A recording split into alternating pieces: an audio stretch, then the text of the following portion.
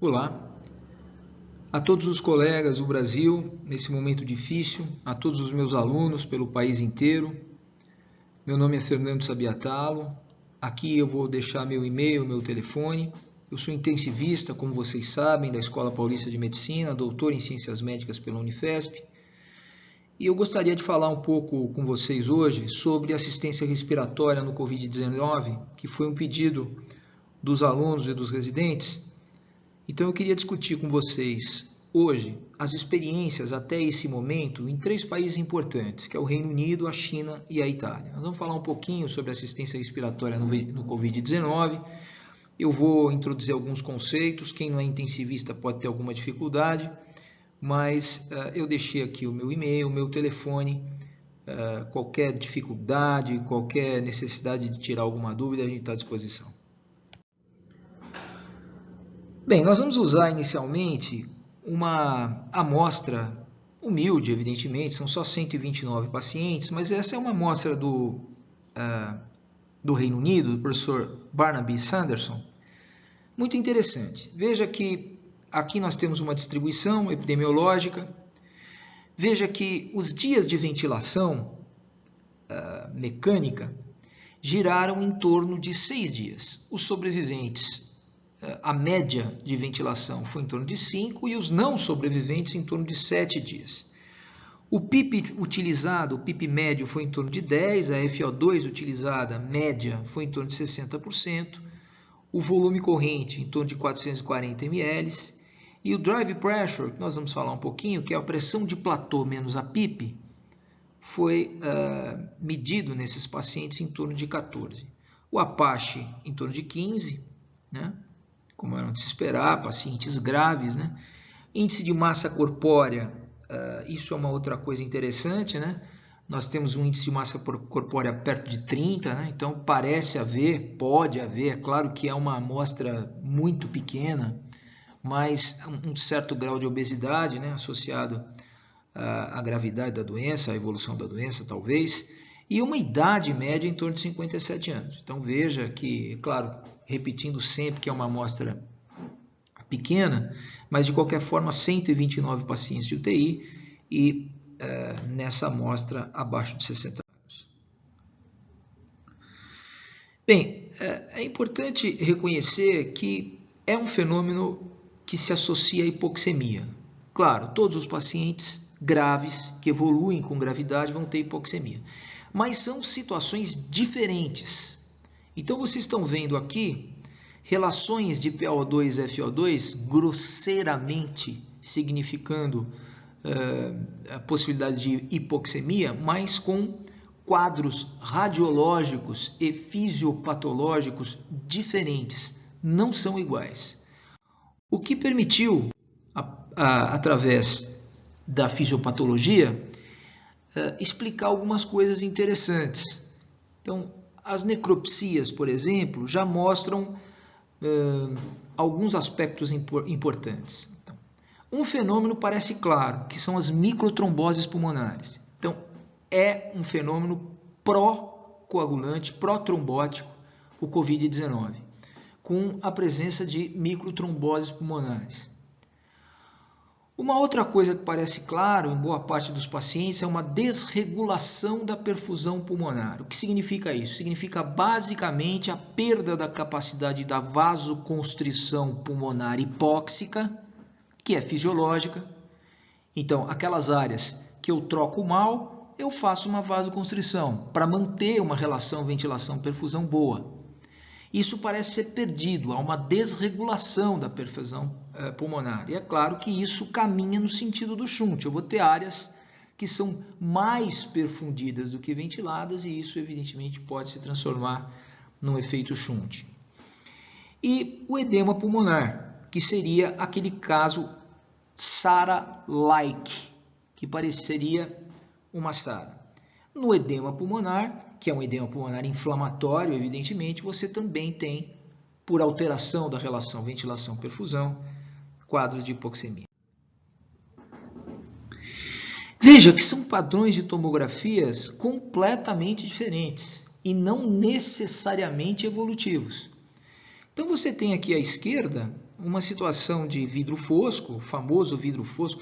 Vidro fosco, sob o ponto de vista da tomografia, significa apenas e tão somente que você tem áreas específicas com menos ar no parênquima, mas que em tese é permitido a visualização vascular. Você ainda consegue ver o vaso. Isso pode ser fluido, pode ser sangue, pode ser tumor, pode ser qualquer coisa. Vidro fosco não tem um diagnóstico etiológico, evidentemente. Mas aí quando você vai caminhando, você vê que há tomografias já com regiões de consolidação. O que significa consolidação para a tomografia?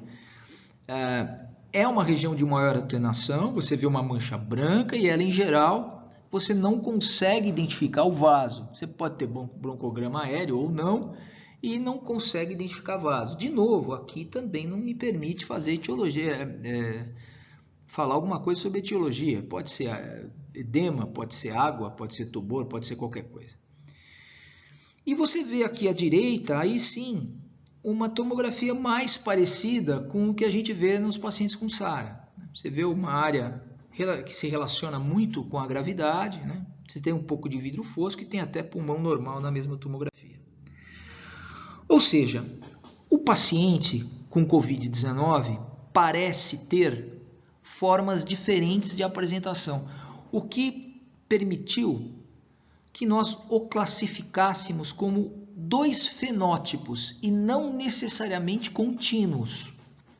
Um fenótipo que a gente chamou de H por Haig em inglês, que é um paciente que tem um padrão de SARA, que tem baixa complacência, ou seja, o sistema tem baixa capacidade de distensão, que é próprio da SARA, alta elastância, recolhimento elástico muito alto, alta capacidade em tese de recrutamento, aqui não interessa se a gente vai fazer recrutamento ou não, isso é um outro assunto, e um shunt direita e esquerda, claro, né, por grandes áreas que são perfundidas, mas não são ventiladas. É claro que isso redunda em hipóxia, em hipoxemia, melhor dizendo. O outro padrão é o padrão da desregulação da perfusão pulmonar, e esse é completamente diferente de um padrão de SARA, porque você não tem baixa complacência, ao contrário, você tem alta complacência e baixa elastância. Elastância é o contrário de complacência. Então, elastância seria 1 sobre complacência, é o inverso, melhor dizendo. Há uma baixa resposta à PIP, baixa capacidade de recrutamento, porque evidentemente é outra fisiopatologia, e existe também uma baixa relação ventilação-perfusão, porque como você perdeu a vasodilatação pulmonar hipóxica, você tem áreas, se você pegar o todo, tem áreas mais perfundidas do que ventiladas, e isso também pode caminhar para uma situação de hipoxemia. E esse fenótipo é chamado L, exatamente por ser low, por ser baixo em inglês, né? Baixa elastância, baixa resposta, baixa capacidade, baixa ventilação-perfusão. E isso pode eventualmente ser contínuo, mas não precisa ser contínuo. Não precisa ser uma continuidade, um fenótipo virar outro. E entremeia essa situação toda o fenômeno de microtrombose pulmonar, como a gente já citou, que pode ser, de acordo com a sua magnitude, responsável por hipoxemia, claro, mas também pode ser uma alteração da relação ventilação-perfusão no sentido do aumento do espaço morto, evidentemente, né? Quando você tem microtrombose, você tem áreas que não serão mais perfundidas e eventualmente serão ventiladas, e isso traz aumento de espaço morto. Portanto, quando a gente pega pacientes aqui submetidos à mesma PIP, por exemplo, você vê tomografias completamente diferentes, baseado naquilo que a gente acabou de falar. E claro que quando você tem um fenótipo mais associado a um SARA-like, você tem uma relação menor, PaO2-FiO2 de 84, uma relação média menor. E o outro fenótipo você também tem hipoxemia, mas uma relação PaO2-FiO2 que pode ser um pouco diferente, em geral, um pouco maior. Então, a primeira coisa importante a dizer é Covid-19, a pneumonite por Covid-19 não é SARA. Necessariamente não é SARA, não obedece todos os critérios de SARA, eventualmente pode se associar a um padrão muito semelhante, mas não necessariamente. Bem, imagina-se que um paciente chega sintomático no pronto-socorro e ele vai ser monitorizado, e na monitorização o alvo terapêutico da saturação de oxigênio seria entre 90% e 94%. É claro que a primeira coisa que nós vamos fazer é a oferta do oxigênio, oxigênio via máscara facial, via catéter mesmo, de acordo com a necessidade, de acordo com o target, com o alvo, né? Essa é a primeira coisa. No máximo, um FI de 40%, que seria mais ou menos alguma coisa com uma máscara facial, etc. Se for necessário uma FO2 acima de 40%, para que o paciente mantenha essa saturação, aí uma cuidadosa observação clínica deve ser feita, que seria, grosseiramente falando, avaliação do seu trabalho respiratório. Para avaliar o trabalho respiratório, a gente teria que passar um catéter esofágico e ver a pressão esofágica do paciente, né? O gradiente de pressão esofágica. É claro que isso é inviável na nossa realidade. Então, o que nós vamos fazer? Nós vamos observar clinicamente o paciente, qual é a frequência respiratória dele, se ele usa musculatura acessória ou se ele não usa musculatura acessória para ventilar, a expansibilidade, a elasticidade, enfim, vamos fazer um exame físico e vamos avaliar qual é o trabalho respiratório que o paciente está fazendo para ventilação. Se for considerado muito alto, um trabalho respiratório, um desconforto respiratório muito importante, se for muito alto, nós temos uma opção, vamos falar um pouquinho mais na frente. Se for um trabalho considerado razoável, baixo, então a gente pode eventualmente iniciar a ventilação não invasiva. De preferência, já num ambiente de monitorização intensiva, sobre um tempo limitado e de preferência monitorando o trabalho respiratório. A avaliação da hipoxemia, da gravidade da hipoxemia, ela é muito conhecida, né? Então, quando você oferta, por exemplo, 15 litros por minuto de oxigênio, o que acontece? A FO2, à medida que você vai aumentando a FO2, se trata-se de uma situação de shunt leve, em torno de 15%, alguma coisa assim do sistema shuntado, você tem uma boa resposta na PaO2 e, portanto, indiretamente, aqui falando, na saturação de oxigênio. Se você tem grandes áreas de shunt, o que acontece? O aumento da FO2 pouco vai influenciar no aumento da PaO2 e, portanto, pouco vai influenciar na saturação de oxigênio. Então, 15 litros por minuto de oxigênio, espera-se uma saturação maior ou igual a 95%, né? Se essa for a oferta, 15 litros por minuto de oxigênio. Se o paciente estiver acima de 95% com essa oferta, nós vamos considerar leve, um efeito shunt leve, uma hipoxemia leve. Se o paciente não consegue saturar com uma oferta de 15 litros por minuto de oxigênio acima de 95%, então nós vamos considerar isso como uma hipoxemia moderada ou grave. E isso é uma coisa importante. Agora, a demanda ao drive respiratório do paciente com Covid-19 é multifatorial. Você tem a demanda metabólica, aumento da reação inflamatória, o paciente febril, etc. Aumento do consumo de oxigênio, a necessidade de consumo de oxigênio. Você tem o edema pulmonar, que eventualmente pode estar num fenótipo, né? Então você aumenta o trabalho respiratório, porque a complacência é baixa, você tem que aumentar o trabalho elástico para você fazer a distensão do sistema, né? Aumenta a frequência respiratória. Então você tem aí que dar um suporte mecânico para esse paciente, né? Então a ventilação mecânica em geral vai ser o suporte necessário para controlar a frequência respiratória e ajudar o paciente nesse trabalho. Outra situação é a presença da hipoxemia em função da alteração da ventilação perfusão, né?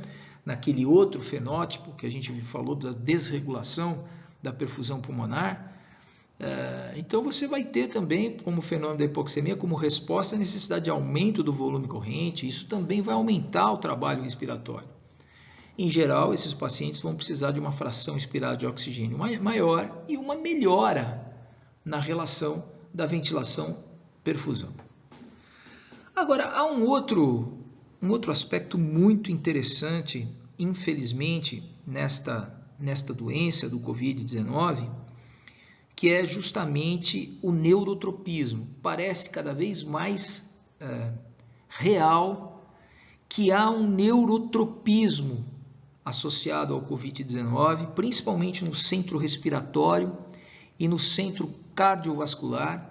Isso, inclusive, está associado provavelmente a paradas cardiorrespiratórias que são absolutamente repentinas.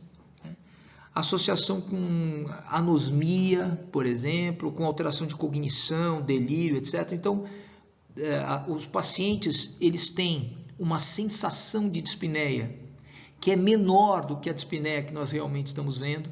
Isso é um outro fenômeno que parece cada vez mais claro que a gente vê. Então, há um fenômeno muito interessante de neurotropismo, infelizmente, nesta doença. Bom, claro, então, diante dessa fisiopatologia, o que fazer? VNI, entubar, terapia de oxigênio de alto fluxo, o que fazer com esses doentes? E aí nós vamos falar um pouco das experiências dos países, né? É claro que a gente precisa estar sempre considerar o controle da infecção, né? Obviamente é um ambiente que precisa ser extremamente específico, né? Porque a gente precisa controlar a infecção e precisamos saber quais são os recursos que nós dispomos para fazer isso. Assistência ventilatória e mesmo o controle da infecção. Eu quero lembrar, isso é importante, que a gente não pode ficar só olhando a relação ventilação-perfusão, quer dizer, só olhando gasometria para saber se o paciente está melhorando ou não. Isso não é verdade, porque o paciente é um todo, a hemodinâmica é muito importante. Então, por exemplo, se você estabelece qualquer forma de ventilação com pressão positiva, você eventualmente pode diminuir o débito cardíaco do paciente. Ora, não há uma relação ventilação-perfusão desequilibrada, não há em tese mais perfusão do que ventilação, e isso em tese não está associado à hipoxemia. Então, muitas vezes, quando você melhora a relação ventilação-perfusão, como, por exemplo, diminuindo o débito cardíaco, você pode até mesmo melhorar a relação PaO2-FO2, mas isso aconteceu porque você diminuiu o débito. E, obviamente, isso, em geral, não significa que o paciente está melhorando. Então, isso precisa ser observado, o paciente precisa ser observado como um todo, naturalmente. Outra coisa muito importante é a questão da ventilação não invasiva, particularmente para aqueles que não têm experiência na ventilação não invasiva. Ventilação não invasiva não é uma panaceia. Em tese, nem deve ser utilizada em todos os pacientes. Os pacientes com insuficiência respiratória aguda, do tipo hipoxêmica, os pacientes com relação PaO2-FO2 baixa, em torno de 150, esses pacientes têm uma SARA que pode ser considerada já moderada. Esses pacientes parecem não evoluir bem em ventilação não invasiva, como você está vendo nesse slide. Aqui a ventilação não invasiva diminuiu a probabilidade de sobrevivência do paciente em SARA moderada ou grave. Então, isso é uma coisa importante. E na SARA, que não foi considerada moderada ou grave, ou melhor, acima de 150 milímetros de Hg, não parece haver diferença. Quando a gente examina, por exemplo, aqui as taxas de falha na ventilação não invasiva, né, e os seus desfechos, a gente pode ver, por exemplo, os pacientes com insuficiência respiratória hipoxêmica que não eram DPOC, você tem uma falha de 73% da ventilação não invasiva. A mortalidade associada à falha da ventilação não invasiva chega a 54,8%, enquanto a mortalidade global chega a 42%. Mesmo quando a gente compara a ventilação não invasiva, esses pacientes com insuficiência respiratória hipoxêmica grave, né? Esses pacientes, quando a gente compara a terapia de oxigênio convencional, a oxigenação de alto fluxo e a ventilação não invasiva, aqui particularmente em pacientes imunocomprometidos, essa comparação também há prejuízo na ventilação não invasiva. Veja a probabilidade de sobrevida, ela cai com a utilização da ventilação não invasiva em todas as comparações. Outra coisa muito importante é que esses pacientes com insuficiência respiratória sem comorbidades, a insuficiência respiratória hipoxêmica grave em pacientes sem comorbidades, o uso da ventilação não invasiva tem uma probabilidade de falha alta e a insistência da ventilação não invasiva nesses pacientes com atraso de intubação aumentou a mortalidade. Veja, isso que está mostrando aqui esse slide, então isso é um comentário muito importante para vocês. Olha, o fenótipo de SARA no paciente com COVID nos permite imaginar que há um círculo vicioso, né? Então você tem um prejuízo na troca gasosa, um prejuízo na complacência, uma dificuldade de complacência, de distensão, portanto aumento do trabalho respiratório, aumento do drive respiratório. Isso pode se associar ao aumento da ventilação, da lesão induzida pela ventilação mecânica. Esse aumento induzido com perpetuação inflamatória aumenta o vazamento endotelial, aumenta a permeabilidade capilar e, por isso, aumenta o edema e, dessa forma, a gente fecha o ciclo. Outra coisa muito importante que vem se observando é o comportamento da doença. Você tem uma porcentagem de pacientes que chega em situação hiperaguda, de extrema gravidade, com hipoxemia muito grave, uma falta de ar importante, um aumento do trabalho respiratório muito agudo e necessitam de intubação imediata. Depois há um outro comportamento na doença, em alguns pacientes, que é um comportamento dito indolente, né? Então o paciente tem uma certa melhora dessa hipoxemia moderada ou grave, né? Tem um trabalho respiratório que é considerado um trabalho respiratório moderado. No entanto, ao final do 5º, 7º dia, ele tem um comportamento dito bifásico. Ele inicia rapidamente uma piora, com uma deterioração aguda, com um quadro hiperinflamatório, com uma insuficiência respiratória que piora, com infiltrado bilaterais, consolidação. Aí sim, aquele padrão de SARA que a gente observa em alguns pacientes e, evidentemente, isso foi considerado padrão bifásico. Bom, veja que uma vez necessária a intubação, nós precisamos saber qual é o fenótipo do paciente para decidir como nós vamos ventilá-lo. Então, os nossos alvos são saturação entre 90% a 94%, uma PaO2 em torno de 70%, 80% mais ou menos, uma PaCO2 no máximo de 60%, um pH maior do que 7,30, uma pressão de platô menor ou igual a 28. Lembrar que a pressão de platô ela é medida a partir de uma pausa inspiratória feita pelo operador em paciente absolutamente sem fazer força no ventilador, em VCV, com onda quadrada, etc. De preferência até o paciente em bloqueio neuromuscular. Já o drive pressure é a diferença entre o platô e a PIP, e ele mostra uma possível lesão induzida pela ventilação mecânica pelo mecanismo que é conhecido como strain, que na verdade é uma relação, simplistamente falando, é uma relação entre o volume corrente e a capacidade residual funcional. Quer dizer, o volume corrente acima da capacidade residual funcional, existe um determinado limite para isso, e esse limite poderia, se ultrapassado, poderia induzir lesões da unidade funcional. Bom, o drive pressure menor que 15, em tese, não vai fazer isso. Então, se isso for real, se esse drive pressure for inferior a 15, nós então estamos provavelmente num fenótipo que não é o fenótipo da SARA, nós vamos usar 8 ml por quilo de peso predito. Se o drive pressure estiver inferior a 15, aí sim nós vamos reduzir o volume corrente para 6 ml por quilo de peso predito ou menos. No caso dos pacientes que não saturam nem 90%, com FIs muito altas, 70%, o que pode ser feito é um bloqueio neuromuscular, aumento da PIP, aumento gradual da PIP, até 15. Veja que aqui ele nem entra em PIP table, em outras formas de titulação da PIP, para tentar simplificar. Os alvos são saturações entre 90% e 94%, a PaO2 em torno de 70%, mais ou menos, ou mais.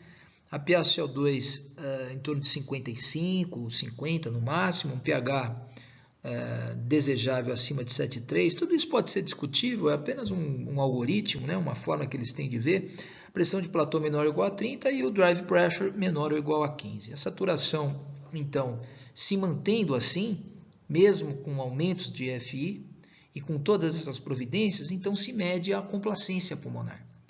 Se a complacência pulmonar, então, ela vem maior ou igual a 40, você pode pronar o paciente, provavelmente você está no fenótipo tipo L, aquele que a gente discutiu, então há uma boa resposta em pronação, há uma boa resposta em vasodilatadores pulmonares, nós temos baixa elastância, e se a complacência é muito baixa, aí sim, nós estamos no fenótipo H, e aí a gente começa a ventilar o paciente de forma um pouco mais parecida com um paciente com SARA. Existem algumas sugestões, como por exemplo algumas modalidades de ventilação que aumentam o tempo inspiratório, que dá um pouco mais de estabilidade ao alvéolo, que pode ser tentada, isso mais para o especialista mesmo, mais para o intensivista,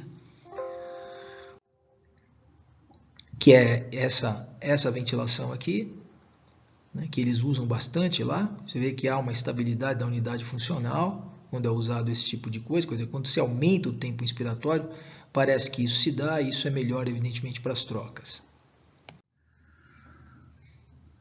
Portanto, há uma abordagem diferenciada, vai depender dos fenótipos que nós discutimos, e eles ainda podem lançar mão do ECMO, que é a circulação extracorpórea, em situações muito específicas. Então, ele dá até alguns exemplos aqui, pacientes jovens, por exemplo, com aquele comportamento bifásico da doença, ou com a situação hiperaguda, eles podem ser candidatos ao ECMO para tentar salvar a vida do paciente. Finalizando, é preciso um reconhecimento muito rápido daquela situação hiperaguda inicial, né? Porque a intubação tem que ser feita rapidamente, há um alto risco de evento cardiovascular, um paciente muito grave. O uso do CPAP ou da ventilação não invasiva precisa ser muito criteriosa, em geral curta, nos pacientes com hipoxemia moderada, no máximo. Os pacientes com hipoxemia grave, a insistência com ventilação não invasiva deve aumentar a mortalidade nos pacientes com insuficiência respiratória hipoxêmica grave. E é importante uma diferenciação rápida, principalmente no início, dos fenótipos, né? O fenótipo low ou o fenótipo high, porque, como vocês viram, isso não é SARA e a forma de tratar e de fazer assistência ventilatória é outra. Muito obrigado, pessoal. Nós vamos então fazer um pequeno break aqui e na sequência nós vamos para a parte 2, assistência ventilatória, a parte 2, que nós vamos discutir outros países, China, Itália, como é que eles estão fazendo a sua assistência respiratória aos pacientes. Obrigado, até o próximo vídeo.